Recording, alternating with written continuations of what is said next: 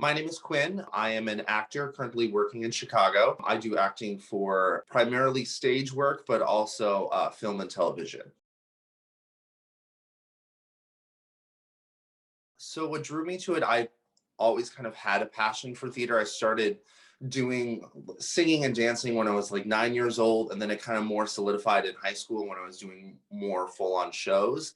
And then it wasn't until I actually had a teacher of mine who worked for the U of A for a while until he passed away, Monty Ralstein. He very much my junior year was like, "Are you planning to do this as a profession?" And I was like, "Can I do this as a profession? I love it, and I really could see myself going places with it, but I don't really know." And he kind of gave me the push to kind of start auditioning for colleges and work out if I wanted to go on and get a degree in it, which I then did at the U of A. So from the U of A, like all the techniques, acting techniques that I've learned a lot. Also, we took a lot of time just like on how you audition, how you're prepared for it. One of the things we work on a lot my senior year was basically you were singing Bible is what they call it. And it's just a book of songs in different cuts. So for people who don't know theater stuff, when you go into audition, they usually ask for 32 bar cut of usually two selections. And this way I can, if someone on the spot is like, oh, we want to hear something that's rock related, or something that's pop or something that's current, I can just flip to the section in my book and be like, here's an option for you. Let's go with this one. Here's the key. Let's go. So from the U of A, I've learned the techniques for like auditioning, because when it comes down to it, as an actor, 90% of the time is auditioning and 10% of the time is actually performing. You have those shows you'll get into right away, and then there'll be some dead periods where you're just auditioning all the time. So I gained a lot of techniques that get me in the room. And then I also learned a lot of techniques for when I'm actually doing the show. So, like breaking down the script that I'm looking at, really connecting the character, making it my own. The show that I'm in now is the first time I've had to playing three different characters and undersetting four. Two of those are leads. So I learned how to juggle things and be able to like in my head separate those characters and be able to then on drop of the hat they're like, oh, this person can't go on, that I can switch to that character and do that character for the evening. I would say the biggest thing is to just not really focus on other people's journeys and focus on yourself, because everyone's path is different. Something I struggled with when I first started was, so the class I graduated with, there was only, I believe, 14 of us in my class. So I knew everyone in the class very well. And some people moved to New York and just started doing stuff right away. And when I moved to Chicago, I wasn't for a little while. And I kind of let that get to me a little bit.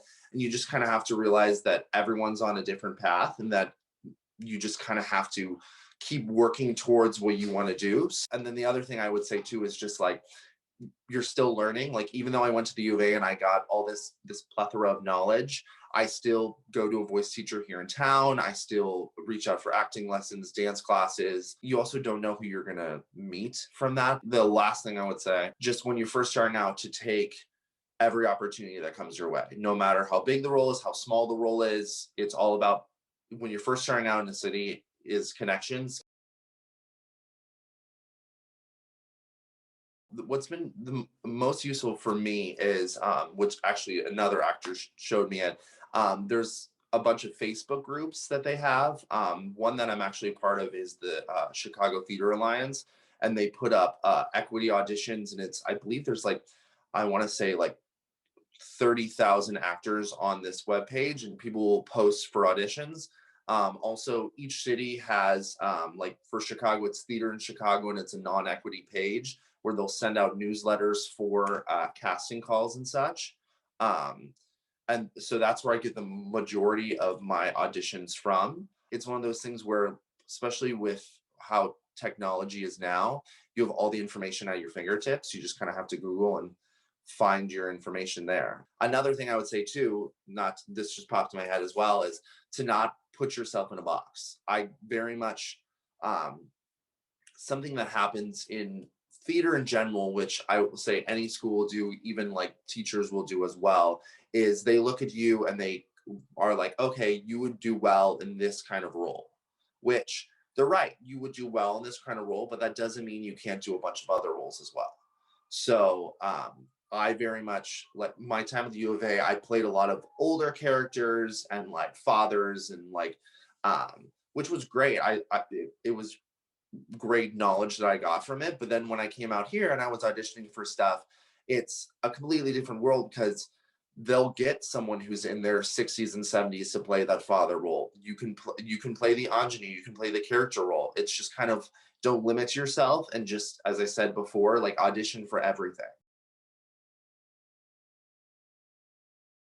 Made me kind of thicken my skin, so to say. When I was auditioning for shows, I didn't really all the roles that I kind of auditioned for, I didn't really get.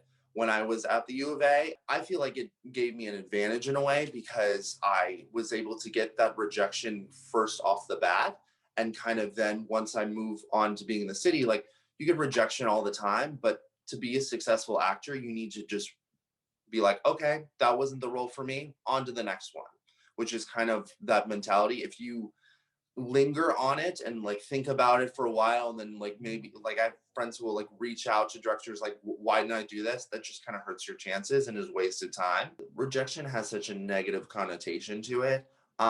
It's more of you, because like as I said before, I went into auditions where I didn't really fit any of the characters at all. And like it's funny because I would like sing one song and they'd be like, okay, thank you. And I'd find out from other people that they had them sing all these different songs and stuff like that. But then at least I got in the room and they were able to see me and think of me maybe for something later on. There was one show that I auditioned for and I didn't get in. I was like, okay, whatever. And then their next season came around and I auditioned, and they're like, oh, we remembered you from before when you auditioned. We didn't have a role for you then, but we have one for you now. And I wouldn't have gotten that if I didn't audition for something that maybe wasn't for me.